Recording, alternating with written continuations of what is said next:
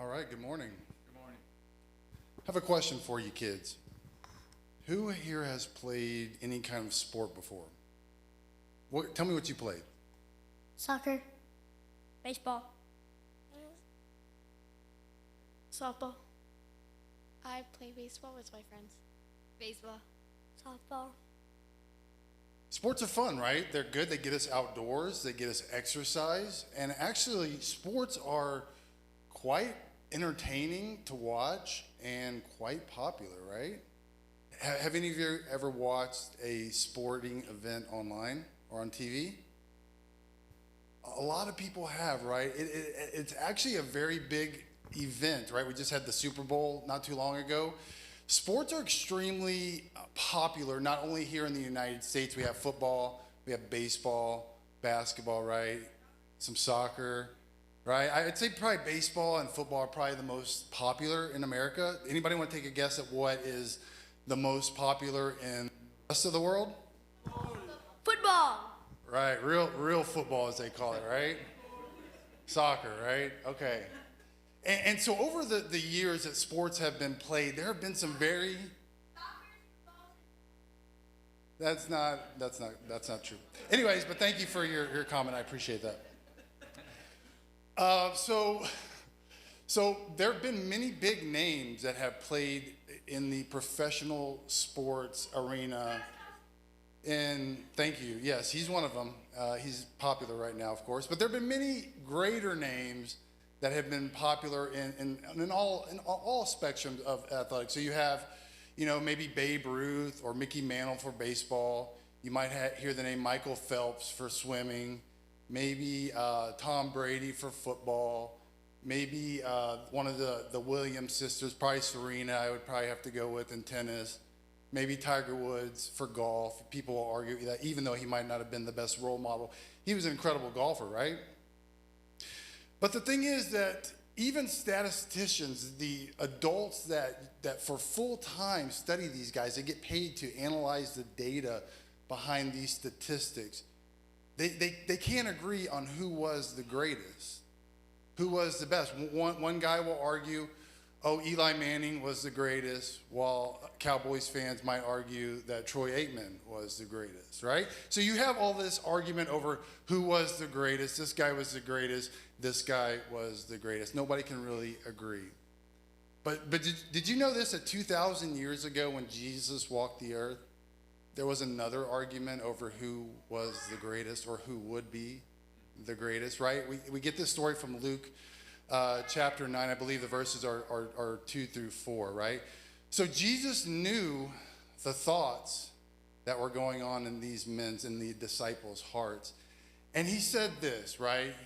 He said, if you guys want to be the greatest, he's like, he grabbed a little child. Wyatt, do you want to come here? He grabbed little Wyatt here. He said, if you guys want to be the greatest in the kingdom of heaven, you need to, and I'm paraphrasing. I'll use my own. You need to be like baby Oliver here. You need to change and be like this little child. And I know that there's a similar story in, I think it's Matthew 18, I believe, toward the end of that chapter. And I've read them both many times, and I've wondered, what does that mean to change and be like a little child, right? To have the faith of a little child. And I guess my knee-jerk answer would be, I hear God's word, I read God's word, and I just accept it because that is fact to me. And that's a very important piece of it, right? But I think that's only one piece to the puzzle, right? And so the other morning, I think it was Wednesday, I was kind of meditating outdoors and enjoying the sunrise, getting some of that beautiful fresh air. And I was thinking on that verse that I had just read and thinking, what is it like to be changed, to have the faith of a little child? And in a moment, God showed me, and I will try my best to not get choked up here. About a year ago, maybe it was 9 months ago, last summer, I know you were there and people who were part of Pathfinders were there.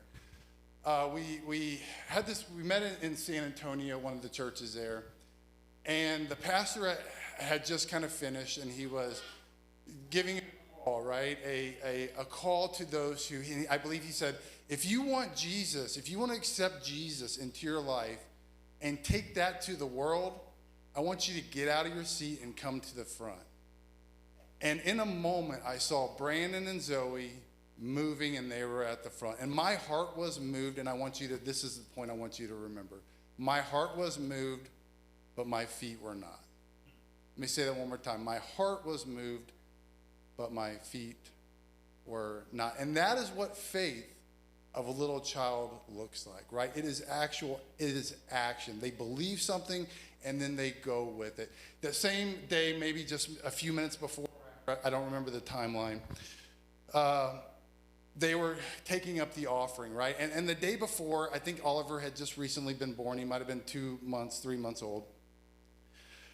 We asked Brandon, we need your help, right? We need some cleaning done. We need you to help clean up your toys. We'll pay you $20, right? And to a 6-year-old, that's a huge amount, right? We just need some help. And so we give him this $20 after he completed the task. And this is very true. You'll remember. You'll remember when I get to the end. I'm getting there. And that whole Friday evening, he was talking about, Dad, I'm going to buy this and that and this and that with these $20, right? And then the next morning, as we're driving to the church in San Antonio, he said, Dad, I'm going to buy this and that and this and that, right? But as they were passing around the collection plate, the faith of this little child said, Dad, I want to give all my money to Jesus. And he put his $20 in that collection plate. And that is what the faith of a little child